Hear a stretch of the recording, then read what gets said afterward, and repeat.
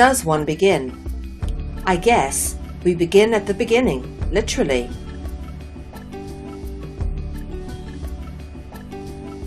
If we were to talk about a man who crossed the road, we would say, a man crossed the road, or the man crossed the road. The variables in these two sentences being a and the prior to the subject of man being referenced. Almost all sentences in the English language are constructed in this manner. It would not be grammatically correct to say man crosses the road. In this context, the grammatically correct way to phrase this sentence would be to reference it as the man or the indefinite reference of a man. And thus the question beckons, what is the true purpose of a and the, that they have to start a sentence or be put before the reference to a subject prior to engaging the subject of said sentence?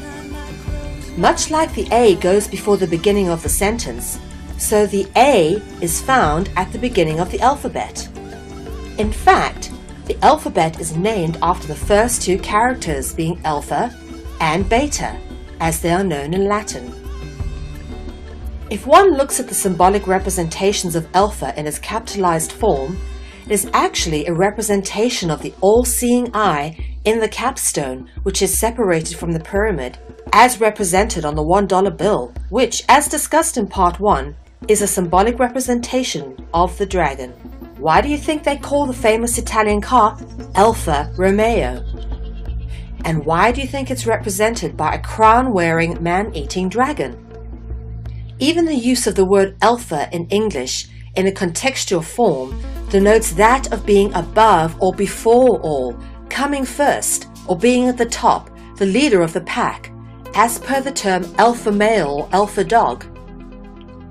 In much the same way, the letter A, much like the alpha, is positioned at the beginning of the alphabet and sits prior to a subject in a grammatically correct sentence construction.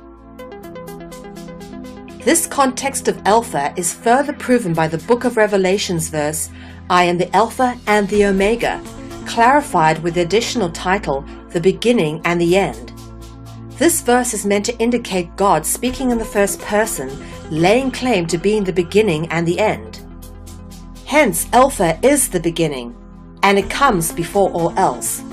Alpha is thus an allegorical reference to the gods or dragons, and has been revered and praised and put before all else, even literally and symbolically in the English language, and in fact, in all languages that have been encoded from a Greek or Latin root, resulting in the use of the alphabet as we've come to know it today, and with the use of its 26 symbols represented in it. Other letters which have symbolic representation include the letter S, which is the shape originally sounding and representing serpents. The letter W originates and is representative of water, and the letter O originates and is representative of the Ouroboros. Further proof of the positioning at the beginning of a sentence being of significance comes when you look at the word the, as in the man crossed the road. In grammatically correct English, the is placed before the subject and does not actually have much meaning or function, or so it would seem. That is, of course, unless one were to consider the occult meaning of the. The etymological root of the word the originates with dragons. The is taken from the Greek word theos. In its Greek context, the word theos or theoi refers to angels, demons, dragons, and watchers, also collectively known as the gods. This theme is further expanded in the use of words such as monotheism, meaning the belief in one god, or polytheism, the belief in many gods. The temple of the gods in Rome was known as the Pantheon. The Greek word Theotokos refers to the offspring of the gods.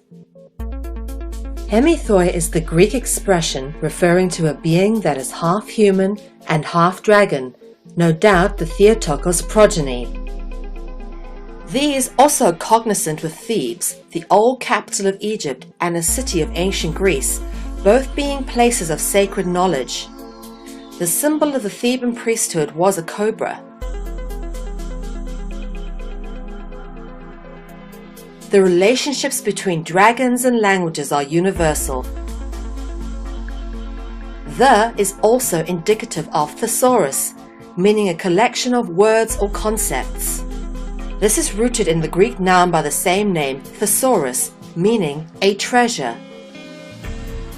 In the Grecian mysteries, treasure implies intellectual riches such as sacred or occult knowledge, and thus it is said, a dragon guards treasure. The also forms the root word of theatre, a place where a play of written words is spoken, and thespian, a speaker of the words of said play, known today as an actor or an actress. In Part 1, the interconnection between basilisk and basileus was demonstrated. This interconnection is clearly repeated and documented in the Indo-European languages. The Akkadian noun pior, which means snake, relates to the Sanskrit title Pala, which means king. This is further expanded in Egypt with Paro or Pharaoh. Pala also connects to the Indo-European root of the word parle, which means to speak. This is further expanded with the word parable, which is a story expressed often through symbolic allegory. In theatre and ritual, parables are often narrated in a play. The word play is similar to the word parle.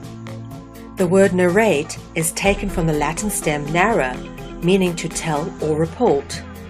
Narra is etymologically similar to Naga, the Sanskrit and Pali word for a snake-like god or dragon. The theme of treasure implying intellectual riches is then further expanded with the use of